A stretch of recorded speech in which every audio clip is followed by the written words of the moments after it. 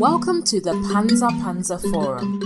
In the Yoruba language, the word panza is usually injected into poetry to express an uncomfortable, uncensored, and inconvenient truth.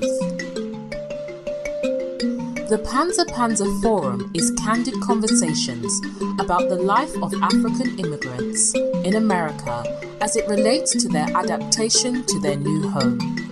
While some may find it easy to integrate and can balance between retaining the original African culture while accepting the culture of their new home, many continue to struggle to find a balance between both worlds. Hello and welcome to Panza Panza Live. This is a podcast where we discuss the lives of African immigrants and their assimilation into Western society as they raise younger generations in a country that is quite different from their own. We also explore the experiences of children of immigrants as they balance the African and Western cultures. We present to you this informative, interesting, and expansive dialogue about the intricate experiences of African immigrants in America. Okay, welcome to Panza Panza Live podcast. I'm your host, Miseducation, and today I'm having conversation with Mr. Chinedu Achebe, a storyteller, a writer, the author of the Miseducation of Obi Ifeanyi. Welcome to Panza Panza, Mr. Achebe. I really appreciate you coming here, contacting me about this book. I've been reading it and I really enjoy it, especially the intergenerational dialogue. Thank you. Thank you. During the conversation in the book. So as I always ask my guests, can you fully introduce yourself? Talk a little bit about your background to our audience as to where you were born, where you spent most of your childhood and adult life. Okay. Chinedu Achebe, I was born in Richmond, Virginia in 1981. We lived different places. My father was a college professor. So we were in Virginia, and then we moved to Connecticut, and then we moved to Pennsylvania. And when I started high school, he got a position in San Antonio. After I finished high school, I moved to Houston for college, went to University of Houston, graduated with a degree in economics, and I've been working in accounting and in that field since. So actually, my writing career took off years later. My first book was actually called Blunted on Reality. So it was the actual, the Miseducation is the sequel. So that book took place in 2008. I wanted, at that time, Obama, when he won in 2008, it made me think, wow, I have somebody that's not just a Black, but an African. That inspired me, because I think for so long, now you're seeing Africans with the music and the movie, but at the time, being African, people are like, oh, you're African, or it wasn't uplifted, and it wasn't uplifted. Something of a shame. Yeah, it was like, oh, you African? Oh, do y'all wear clothes over there? Like, what's going on? So that inspired me to be like, hey, I want to lend myself to writing. So that's kind of my first book. Then I wrote The Miseducation a few years later. So that's kind of my story. And I have a brother, sister, currently married. My wife's Nigerian as well, Nigerian American. So she was born and raised here like I did. So. Yeah. So everybody connecting. That's good. Yeah. That's good, So I could see that from the book, you're a really good storyteller, and you really expose that. And I'm really impressed about the book, because I'm going to talk more about how well informed you are in terms of some of these political issues that you infused in the book. I really appreciate that. So before we talk about the book, as I do, like I said, with most of my guests, I would like us to discuss your immigrant identity and Black experience. For our audience who may not know, can you talk a little bit about your childhood growing up in an African immigrant home? Would you say are some of the challenges of being the first generation African immigrant child? I think the hardest part is like everybody getting your parents to understand American food and different things. I think the first part was my mom, she would make rice and stew every day in Farina, jollof rice. And then I'm like, Mom, we're going to school, Mom. These people eating hamburger and hot dog and pizza and spaghetti. And she'd be like, well, okay. So my mom was very amenable. She she's like, okay, this is what they're doing. Okay, let me go figure that out. Let me go learn it. So she made sure, hey, I can make jollof rice and stew, but I can make spaghetti, I can make pizza, I can make hamburger, pork chop, meatloaf. And these are the things that they didn't eat. You know, she didn't grow up eating, but just doing that for us to make us feel part of the American culture, that we're part of that. So I think my mom was more, you know, my dad, he's like, okay, I guess this is what they're eating, so I guess I have to eat. So, but my parents they were on that level, they were amenable. I mean, obviously everyone wanted everyone to be a doctor or a lawyer or engineer. That was like, oh, doctor, engineer, lawyer, or whatever. So that was always the thing, which, you know, I was like, hey, well, there are other things. Yeah. So now there's a lot of other opportunities that people have. But in the 80s, you know, everybody was like, hey, you got to go to school. You got to do this and this. So just kind of understanding the culture of being that. And then just also common understanding being Black. Like I remember when I was 10 or 11, they had the LA riots. And my mom, at the time we were living, the place we lived, it wasn't really a lot of Black people. So she's like, well, Chinedu, don't go to school and start talking about this Black-white issue. And I understood they were trying to protect me. But then as I got older, I realized that, you know, I told my mom, these people see me as Black. They don't see Achebe. They know the difference. I like, no, Mom, they don't know the difference. They have a perception of what they think Africans are, but a lot of them have negative perceptions. And, you know, I always said, if the police see you, they don't ask you, hey, who's Nigerian? They don't ask you all of that. You know what? And I think just to infuse something inside, as immigrant, we only have immigrant experience. We don't know what it is to be Black in America as an African parents. Yeah. So we don't know what it is to be Black. So most of the values that we tend to give our children is just go to school, do what you have to do so you could stay away from trouble. Because I've heard many of our first generation who say, oh, my African parents did teach me about Blackness, or they try to prevent me from intermingling with the African Americans. And my question to them, have you actually spoke to your parents to understand the immigrant experience is different? Yes, and it is. And I think even my mom, she told us from us being in school, going to school and taking history classes, she started learning about U.S. history and said, oh, Martin Luther King, this. So she started learning about that as well. So it helped her.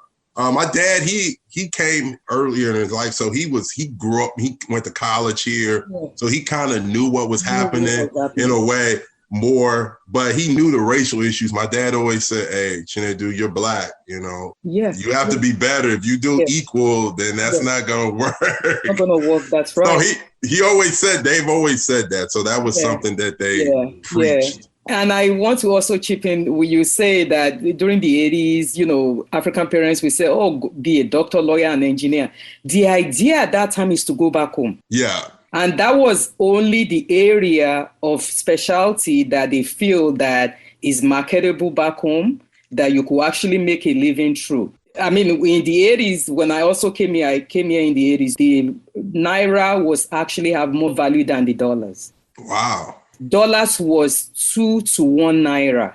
Whoa. In the early 80s, if you take a Nigerian passport to the bank, that's your ID. Wow. And they will take it. Because at that time, everything was going well at home. So people just want to come to school, go to school and, you know, return back home. Because you feel like you are not staying here, this is not your home.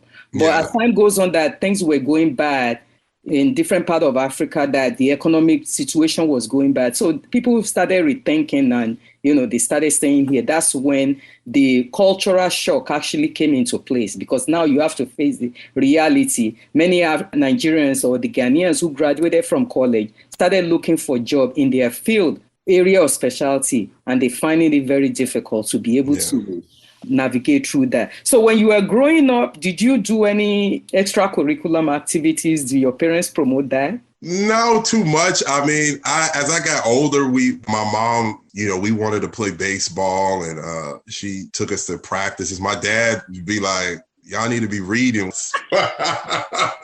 So, but we played in middle school, we played, basketball, different sport. My brother played, my sister played. So it's a different also time, at the time growing up, the only Nigerians we saw on TV was Akeem Olajuwon or Christian Okoye. Yeah. So it's like, okay, now there's a lot of Nigerians playing basketball and football and all of this. So now you can kind of point to, hey, this person is doing this. This person. Yes. But no, sports was more like, you should be reading your books. What are you guys playing this sports?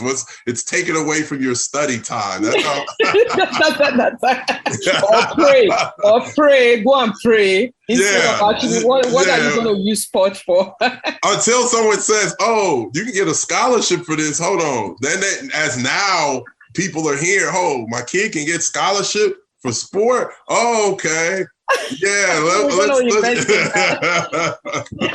that is so good. That's so great. So you identify yourself as a Nigerian American. Yes. And you hold on to that tradition of that connection of both sides, because what would you say to that? I think it is, because I think being Nigerian and being American, predominantly Black American, I think both have shaped me and who I am and how I see the world. And different things. So, I always say I'm both. So that's right. That's what So how was college life for you when you were in college? How did you navigate through college life? Especially, did you live on campus? Yeah, I lived on campus. So it was different because, when I first came, most of the places we lived, there weren't really any Nigerians. San Antonio, it's a big city, but it's predominantly Hispanic, so there's a few Black people. So when I went to U of H, Houston is like almost the capital of Nigeria. So when I went on campus, I started seeing people, Nigerians, people speaking different languages, not just Nigerians, but so when I was there, I felt a certain way. There'd be the Nigerians who came from who just came. I used to always, I didn't speak Igbo, I understood it. So I always felt like, hey man, you really Nigerian? And I always felt like I really wasn't Nigerian enough. And then it's like, well, you don't have the Black American experience. You're not that either. So I'm like, well, I don't know where I am. I'm just somewhere in the middle. So I think that's kind of how my life has always been, because I can always, and maybe that's how I came up. So I could always be in the middle. I can see this perspective and that perspective. So I was always longing to be part of one group, but I never felt I was part of either group. Because the Nigerians are saying you are not Nigerian enough, then the African American are saying you are not Black enough. Yeah, so you're almost like, and one thing that I see with a lot of our youth when they go to college, even living on campus, they tend to only focus on African Student Association. Yeah. Instead of actually joining Caribbean Student Association to see what is going on there, or the African American Student Association, and also integrate into the white community, because if you have to work in any corporate world, you have to come across the diversity of people, you have to understand how to navigate through that environment, which is what you actually mentioned in your book as well. So that is very important. That's why I asked. So were your friends, do you intermingle with other people as well, or you're mostly among Nigerians? Most of my friends actually were my friends that were Nigerian. They usually were Nigerian American, so they were like me. We were born and raised here, and so when we talk, we all had the same story. Man, were your parents? We'd be like, were your parents like this? Yeah. Oh, okay. I thought it was my parents. So I said, everyone's parents was like this. Okay, I don't feel as bad now. So I had Nigerian friends, Black American friends, the Nigerian friends who grew up here, and then the Black, we kind of all, with certain things like music, culture, we understood. And then Nigerians, we kind of understood each other on a certain level, because, hey, when we're talking about something, parents and people like, why are your parents like this? Like, hey, dog. They're like, hey, man, You Nigerian, right? You know what it is. Yeah, man, he right. That's how it is. That's how it is, So we connect. We always connect and know how our families are. So anything that parents do, we just be like, okay, yeah, my dad want to go to Nigeria. He trying to build a house. Why he building a house? I don't know. He just say he got to build a house because he got to. That's what it is. And I'm glad you also brought that in your book. So do you think your African immigrant background influenced how you interacted with your professors or people in authority figure, understanding the way African immigrant parents relate to their children? It did in a way. I mean, I always try to, and then, my dad being a professor was something. So I always had a certain way I interacted with professors because of him. So I was always trying to be very studious and courteous and all of those things because of, I go back and talk about something and he'd be like, oh, Chinedu, that's how the professors are. They're not trying to do this to you and this and that. So he was always on their side. Because the reason why I ask, sometimes when you come from a home where a sense of discipline is so rigid and you don't really have back and forth interaction with adults except to give direction, sometimes it might affect a child in a classroom environment whereby you debate back and forth with a professor in terms of your ideas or how you feel about certain theory or try to tell the professor that you don't really agree with that point of view in a respectful manner. But growing up in my household, my dad, he watched the news every night. So I watched the news. So I would be 9 and that's how I actually started hearing about Nigerian new events. It wasn't because I read it. It's because I'm hearing my parents speaking about it. Usually they spoke in Igbo and I'd be hearing about these things and hearing about it and hearing about it. And I talk to my dad, well, why is it this way? Why is it this way? Why? So I was always inquisitive. I was always asking questions. And my parents usually were okay with that, so they never pushed back. We had questions or we asked. Even if we disagree on something, they'll be like, what you do? That's your opinion. That's great. That's great. They were okay with that. Yeah, I hope people who will listen to this could take that as an example because the same thing with my children too. We agree or disagree on things, back and forth with each other. And that's good. They will say, you know what? I don't need your advice and I keep my mouth shut. Okay. I've said that before too. Like, Mom, I have it. Okay. Then that's right. So thinking back to your childhood, if you can change anything, what will it be? Nothing too much. I mean, my parents were strict. They didn't want us to stay out late. There's nothing I could do. That's why you are who you are today. Yeah, so I rebelled a little when I went, college. I went out and did a little more, but nothing beyond what regular college student does it, but not too much. I mean, I think we are the creatures of the era we were in. I was in the 80s and the 90s. So it's different now for kids that are growing up now because back then there was no social media. There wasn't all these other things that's happening. Like now I can find, for my son, he's 3, we can find books for him about Black people, Nigerians online. I mean, my dad would go back to Nigeria and buy books from Chinedu Achebe and bring them for me to read, but there was no Amazon to go look at. No. Actually, it was through Amazon that I discovered so many other Nigerian authors, even back in Nigeria. You look at my bookshelf here, I have Buchi Emecheta and many of these African authors that I discovered here. Said, wow, it's like something for me. I say, wow, I can't even believe this. Flora Nwampa, whereby many people in Nigeria can't even find those books. But, it's actually available here. So it makes things a little bit better. So as a father and a husband, what are some of the values that you were raised with that you continue to practice within your home? Sometimes maybe conscious or unconscious. I guess right now it's still early. My son's 3. I'm probably a little bit more, I don't want to say lax. I try to give him flexibility. Like when he wants to eat food, my wife, she still, she cooks Nigerian dishes. So that's always a staple. And when I was younger, I was like, man, when I get older, I don't want to eat jollof rice or rice and stew again. I've ate it enough for the rest of my life. And then I got older, you know, and I was dating people. And, you know, when I was dating, I dated, you know, people who were Black, African, Caribbean. Yeah. And I got to a point, I was like, wow, if I marry someone who's not Nigerian, who's going to cook the food that my mom? You need to learn yourself too. I know too, but I just said, and that was but, you know, obviously Houston, I can go somewhere and go buy the food. Yeah. But those are things, not that that's why I married my wife. It wasn't because of cooking the food, but it's just one of those cultural things that you wanted to share. The name, we wanted to make sure, because my parents gave me, my first name is an English name.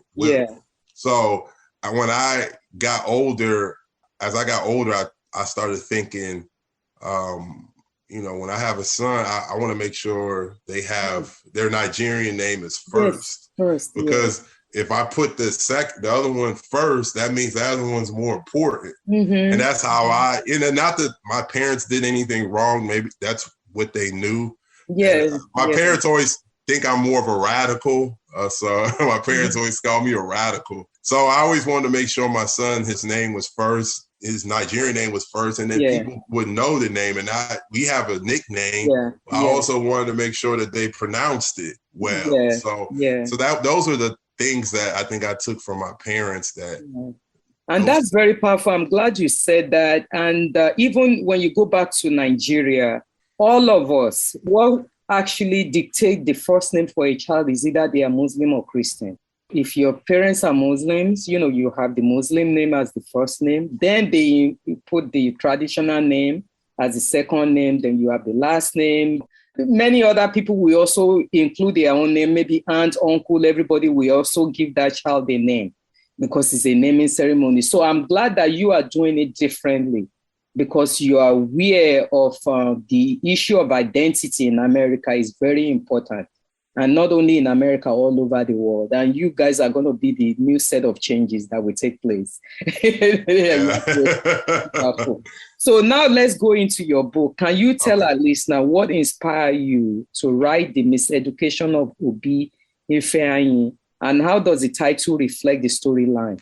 I was inspired. I have written my first book, and Blunted on Reality. And I really wasn't sure if I was going to write another one. You know, I felt like, oh, hey, I'm going to write a book. So after a while, I started thinking, hey, I want to follow up, but I wanted to create more of a storyline and expand the storyline a little bit more. So that was the reason. The title is really about Obi, you know, as you read him trying to figure out himself through the whole thing. And he makes good decisions and bad decisions. And it's about him learning about himself and various parts of his relationships with different people in his life. So with his wife, his parents, his friends, you know, how he came across so many friends on his way. How he had to cut down on certain relationship. That too. And you have also written for articles on Huffington Post, Medium, Bella, Nigeria.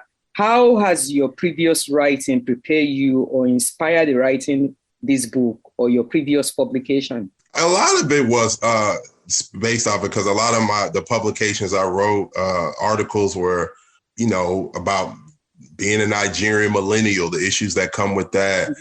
There was a song by Sehun Kuti called Black Woman. He wrote and about Black women loving themselves and their skin. And I tied it to how Nigeria at the time, there was, you know, a lot of people bleach their skin, you know.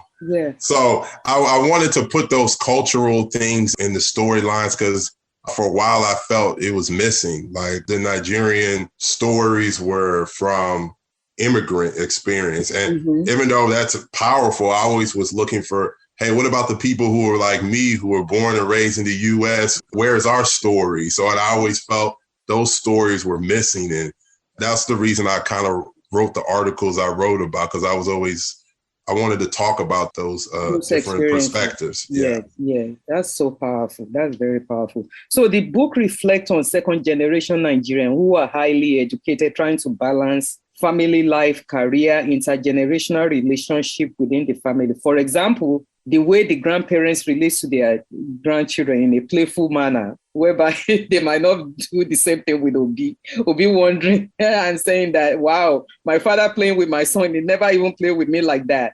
Okay. Yeah. And I really also appreciate the grandfather who steps in when he sees his son maybe struggling financially with his family. I also like the political, religious, and cultural belief that was generously injected in the dialogue among the characters. It shows that you as an author, you're an avid reader, that you read a lot in different diversity. So do you mostly read fiction or nonfiction? Actually, I read a lot of nonfiction. Okay. I read fiction as well, but a lot of my storylines actually came from, different Black American movies that I shows. And when I saw those shows on TV, I was like, wow, I wonder how a Nigerian family would be. And that's why I kind of, took from that. And a lot of it was from just stuff that was going on with my family. I mean, my dad's involved in these social organizations and the issues they talk about, just stuff about family members in Nigeria and just trying to figure those things out. So I had a lot of material. I'm like, wow, I have a lot of material here. It was just me putting all of that together. And the political stuff, again, that's what Nigerians talk about, politics all the time. I mean, there's a political presidential election next year. So Nigerians are usually hopeful, even though they're not sure if anything's going to change. But I don't really engage in too much of Nigerian politics because it's like a lost case for me. With the situation, how the country has really deteriorated with so many people who are very intelligent Nigerians with the brain drain coming all over different part of Nigeria, coming to Western world, European world, and making changes. Those are the brains that could have improved that country. But when the government is unstable, it's very difficult for people to actually have an implementation of change of, ideas or have an implementation of the progress of the country. So that makes it a little bit difficult. So that's why I don't engage in Nigerian political discussion. Of course, Nigerians always, they love to discuss politics and they could stay there overnight. Oh, yeah. You could talk all day about this person and different and then if it gets to, tribal thing, I think a lot of the discussion, my book a lot of it was from the Nigeria Biafra War. And, my mom as a child, she was in her teenagers during that time. Yeah. And that's always something that even to today is still, depending who you ask, what tribe, they're going to say, well, this person did this or this or this. Yeah. So it's still a hotly, 50 years later, we're still having those same discussions about that. Yeah, what frustrates me a lot that I don't like to discuss politics with many of our people. They just focus on individual, but they're not looking at what changes has taken place, what has not taken place, how the country has anything improved or it hasn't improved. What was the life back 10 years ago, 20 years ago, 30 years ago compared to now? Why can't we hold many of these politicians responsible and request for changes to take place in the educational system, in improve, people's life? The poverty rate is so high. So many of all those things is not being discussed. So that's why, for me, it's so difficult to actually engage in a political. No, I understand. I understand because, some people have I can make some money. There's a business idea. And it's like, that's good. But what about helping everybody? And I think sometimes, the discussion usually is about who can make a business deal and who can make some money. It doesn't help anybody else but that person. For that person, because if you look at in the 80s, 70s, people were living up to 70, 80s in their life, but the lifespan in Nigeria now is really short, whereby the lifespan is all the way to 50 years old before people pass away. Wow. So why are we not debating that, looking at that? What is it that is going on in the country that people are dying at a young age compared to the Western world, whereby in your 50s is the beginning of life for you. Even in your 60s is the beginning of life for you. You're looking forward to retirement, but your retirement is saying that you're going to live another 30 years. That's why United States now is pushing that 62 kind of young, maybe they could push it further because people are living longer than that. So in Nigeria, they're not focusing on all those issues. So for me, it's a waste of time actually discussing politics with so many people. I understand. That's what I tend to say. I understand. I understand. So in your book, how is it important to you to reflect Nigerian culture and the tradition in the storyline? It's very important. It's the basis of who I am. I wanted to have a bit to be multi-layered. I think I wanted the characters, if you look in Nkechi, even with faith, I know Nigerians were very God and faith. And I wanted to have a character who was a little different.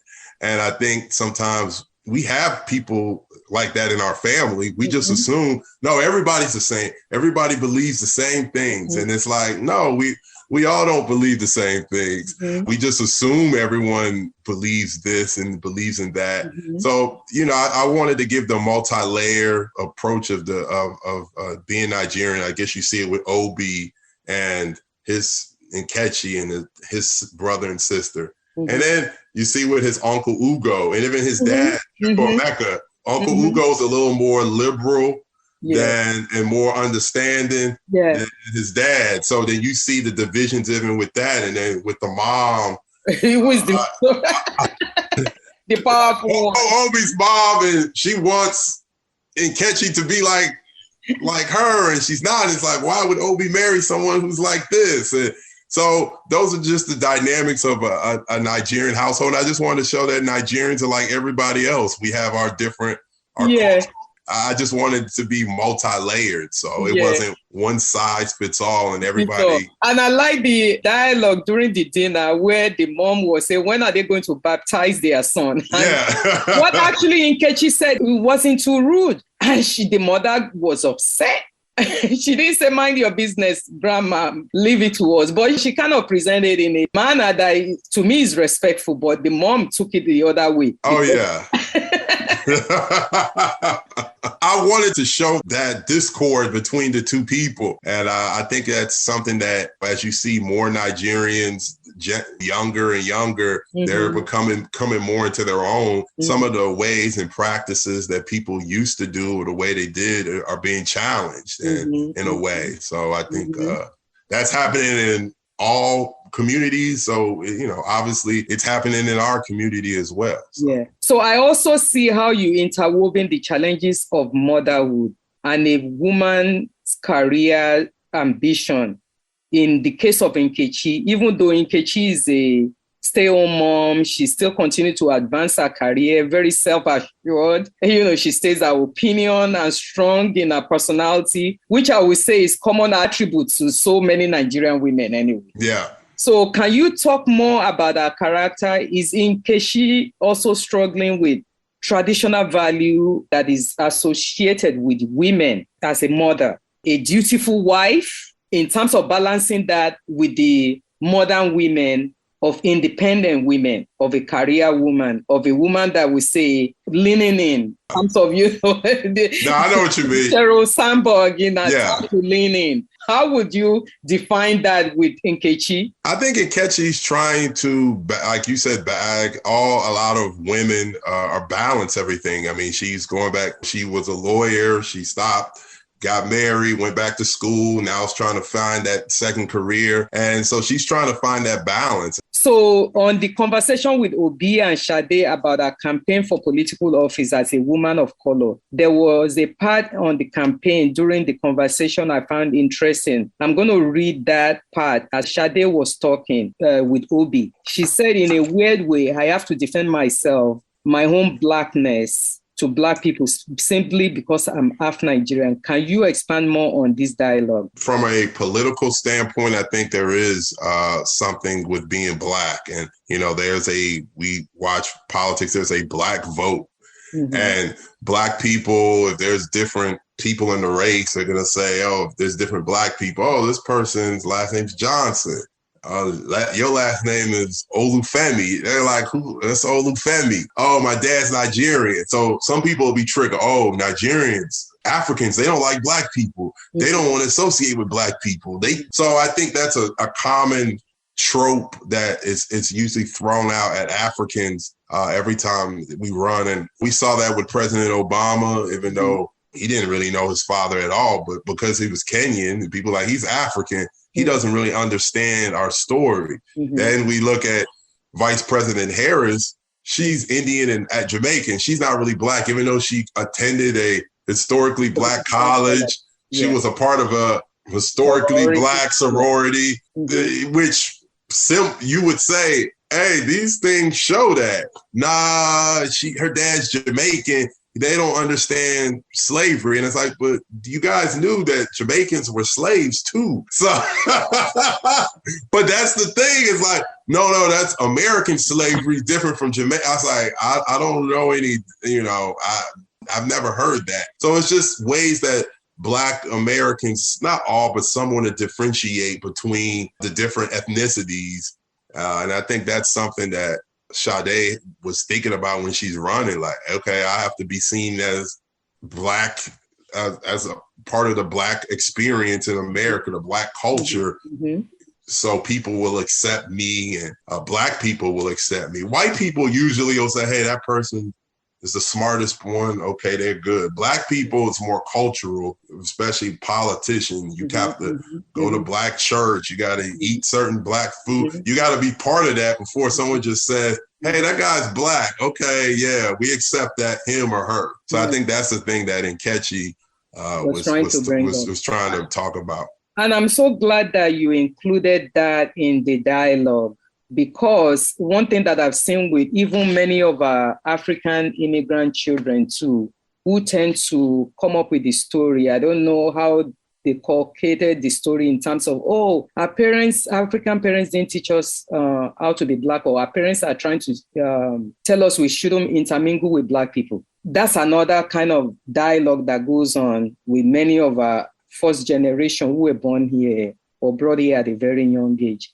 Part of my argument with that is that African Americans too kind of like tell their kids, there's certain people I don't want you to intermingle with. And you have to also understand some of this African immigrant struggle is different from Black American struggle in another way. Even though we're all Black, as a person of color who is an immigrant, you could be deported anytime for any reason.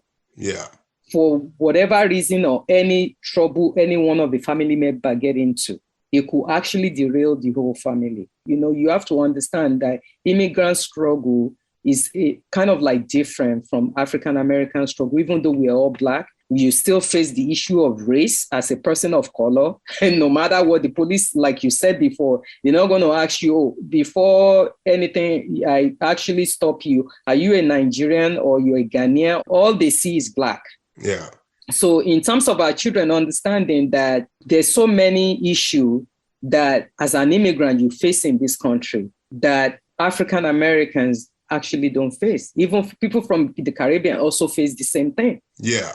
And I've seen many children of Latin America, when they discuss their parents' experience, is completely different. They are not comparing the experience of their parents with African American experience, because they understand their parents are also immigrants and they struggle with so many different things that it might be so foreign to many African Americans for them to understand that experience. So I'm glad that you brought that conversation into the play with when Sade was actually talking. Yeah, and I also think about what you said about Nigerians and parents not liking Black people. And I think in some levels, African have there's been a stereotype, I think, that's been put out about Black Americans that Black Americans they're lazy. They don't want to go to school. They don't want to do this. They don't want to do that. And I think the problem that Africans a lot of times Africans might look at the lowest, or not lower, but lower income Black people and say, see, they're not doing this and this and this and this. But they don't know there's other Black people who are middle class, working class, upper class as well. So I think sometimes even Africans, we buy into that stereotype that the white people have put out about Black people. And then when even learning the history of even a lot of Africans coming to U.S., a lot of it was based off of Black Congress people wanting to get more African students to come to U.S. If you look at what happened with South Africa, the apartheid, that started with Black Congress people. It was that were pushing, not apartheid, but pushing to end apartheid. So I think that there's sometimes I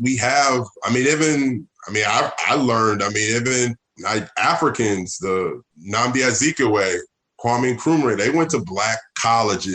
Black college. We have history there. And I think sometimes we look at each other and say, hey, man, that guy's like this. And so our parents say, oh, don't follow Black people. And when I mean my parents say follow Africa, they usually say, hey, follow the people who are doing well. Don't follow the people who are not. So I think that's what they want. They're like, oh, they're going to school. They're doing well. Okay, go be his friend. The one that's not doing well, don't follow him. So. I'm glad you clarified that, because it's not about, oh, don't follow the Black people, because the same way the negative image also goes the other way.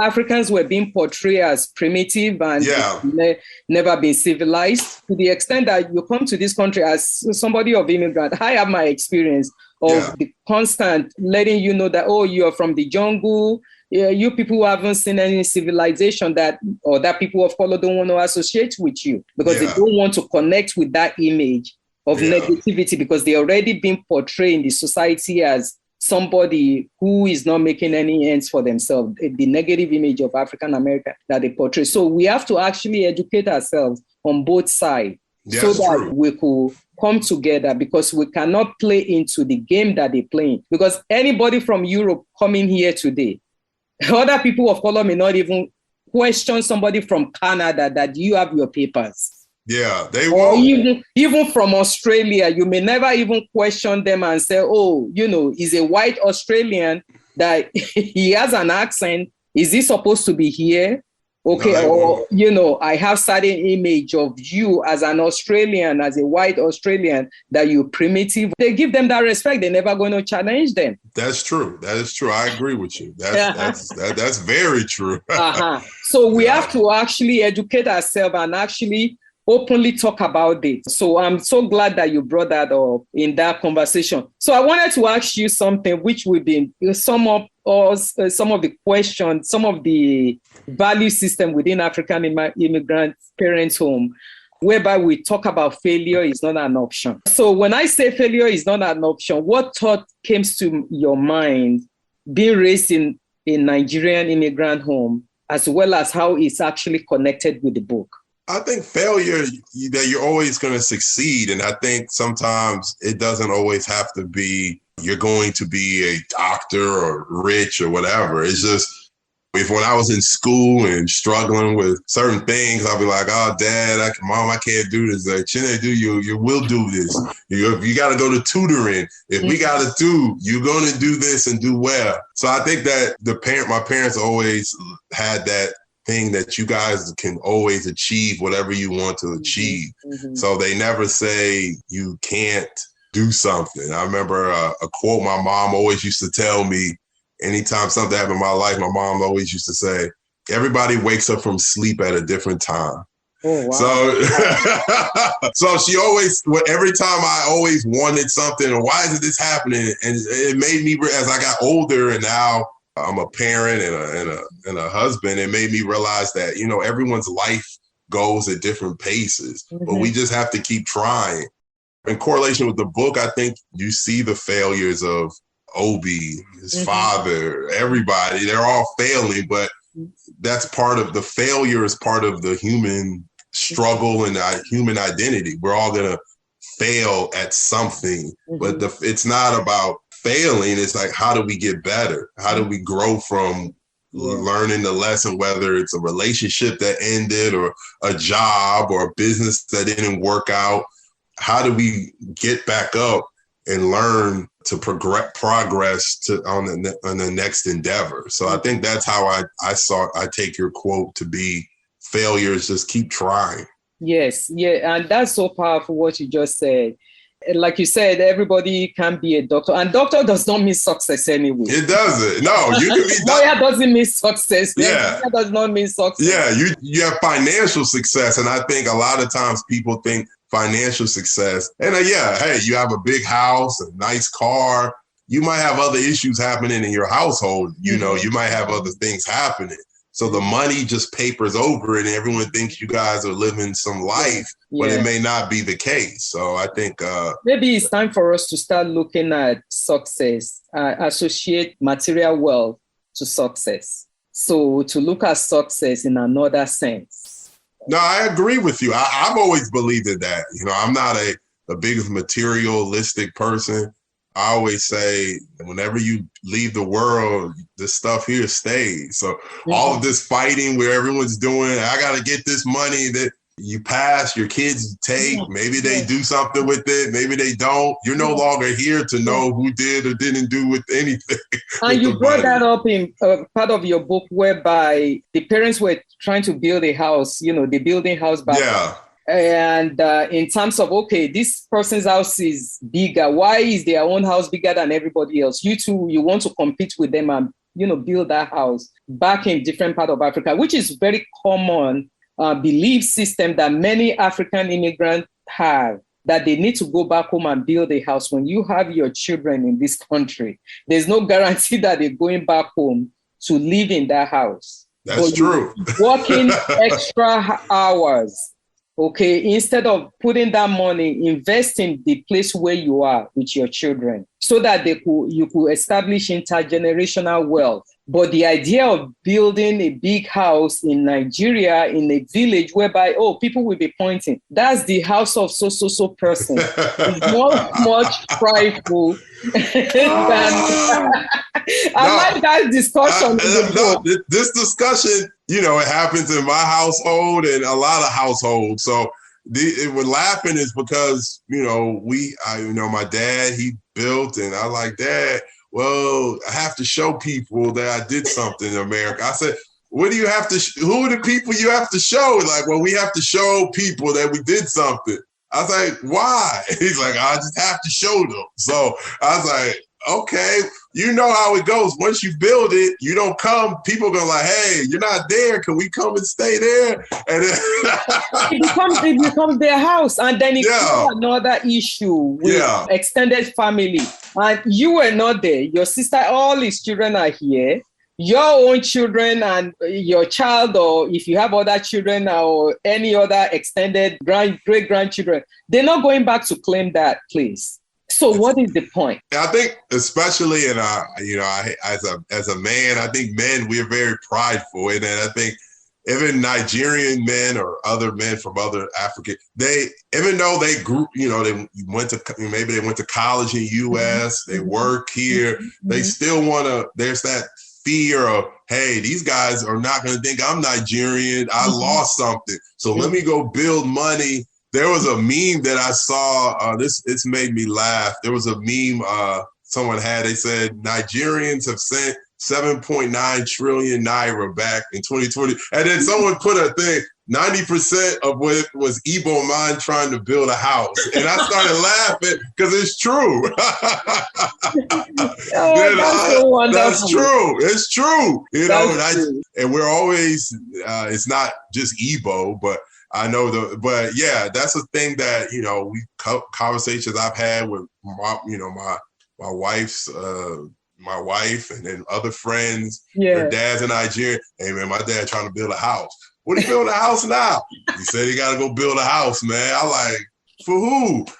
Oh no, they said he has to go build one because the elder said, somebody said he has to build, or they won't see him this way. it's a lot of machismo. Yeah, a lot that's of machismo. Hey, men, because I think men have to show, hey, I did something. So I need this building to show I did something. But that's so funny. So what would you say is the fun part of writing this book? Just being able to talk about all of the different characters. I think that I like all the characters. They're all in their own way, and just being able to kind of discuss them and get to really just encompass them. And I think that's the thing about being a writer is that you have to think about each character. And it may sound crazy, but you have to think about each character. Each character, you got to think about how they feel and what they think. So just fun, just kind of come up with the storylines and give the characters something, give them a voice. So I think that's the fun part of it. I recommend for everybody to pick it up because it actually challenged certain perspective and beliefs that we're so embedded with, and we don't question it. And I really appreciate what you did in that aspect of that book. I really appreciate it. So as a son of a Nigerian immigrant born and raised in US, what wisdom would you like to share with African immigrant parents and their children? I probably want them to just be open with your kids. Don't take, well, this is how I was raised, and put it into, this is how I'm gonna raise my child. Every child is different. Your first son or second son or first daughter, second daughter, they're all gonna be different. And they're all gonna have unique talents. So every kid, just because one kid is very good at math and science, the other kid may be into creativity. And you might say, well, what's that gonna do for you? What's that? But let's find a way. We look at the Facebook and all these guys that created stuff. Their parents were investing in them, in their creativity. All of these people we see, let's tap into our kids' interest and focus on that instead of trying to make our kids do what we want them to do. Find out what they're good at and harness that and make them and work on that. So that's something I would say. But just learning your kids, understanding them, being able to incorporate, still keep your culture, because I think that's a crux of who you are, but also know, hey, your kids are living in America. So you have to find a way to fit both in, to give them that thing, that they're going to get both of. So I think that's something I would say, and just learning from how I was raised and all of that as well. So. Yeah, that's so powerful what you just said. And I believe many people will listen to it. This will really appreciate it. We have to understand that our children are growing up in another country. It is a different time. It requires a different way of parenting. Even people back home are not parenting in the way they used to parent in the 80s. They have to come with the time and say it's a new changes, it's a new way of doing things. We have to adjust accordingly. So what other projects are you presently working on? Are you working on anything? I'm actually working on a third book right now. So I'm writing that. And it's, again, I always say I'm a reluctant writer. I was never going to write. I said, okay, after this book, it was good. And then after Trump won, I was like, man, I need to do something. And then I got married, had my son, and that did it. But really, 2020 happened with COVID. And that's when I started thinking about all of the stuff that happened in this country with politics and George Floyd and COVID and all these other things. I kind of started thinking, and just how it affected me. Yeah. And I wanted to was like, well, maybe I need to bring the characters back to kind of discuss these things. So that's something I'm working on right now. I'm still in the early stages of it. That's so great. I'm still working. I'm working on that. Yeah, that's so great. So how can our listener get this book, and how can they connect with you? Maybe online, whether you're on social media or that way. Okay. The book is available on Amazon.com and Barnes & Noble. I'm on Instagram at Chinedu Achebe. You can just a full. I'm also at Twitter, for those who are on Twitter, at Chinedu Achebe as well. Facebook, I'm at Chinedu Will Achebe. So you can reach me on that as well. I really enjoyed the book. I'm telling you, I really enjoyed it. Thank you. You know how to actually keep the reader engaged and don't want to put it back. So I will advise people to pick it up. It's entertaining, it's challenging in terms of the traditional way of doing things and the new system of doing things. So Pansa continue to normalize conversation about the importance of community engagement, about African immigrant experience in America. As I always say, as we continue to publicly discuss issue within our community, we're shredding away stigma that is associated with uncomfortable dialogue. Thank you, Mr. Chinedu Achebe, for coming to Pansa to discuss your new book on this platform. And I want to continue to engage with you in conversation. And I appreciate it. I came across your platform and it's very good. I think that's, I think it's good to have these discussions between the different generations, because I think sometimes there's a disconnect. Yeah. And I think you're trying to build that with different speakers and people you have. And I think that's seriously something that is needed, because all these discussions you're having, me and my wife have, or other people have, like, man, why don't our parents understand this? Why don't they understand this? So I think it's a great platform, and I wish you continued success. Thank you so much. Thank you for tuning in to this episode of Pansa Live Podcast. We hope to have you back with us in the next episode as we continue to explore the nuances of the African immigrant experience. If you'd like to connect with us, you can email us at talk@pansapansa.org. That is talk@pansapansa.org. And follow us on Instagram at pansa.pansaforum. Until next time, remember to spread kindness and love. Thank you, and take care of yourselves.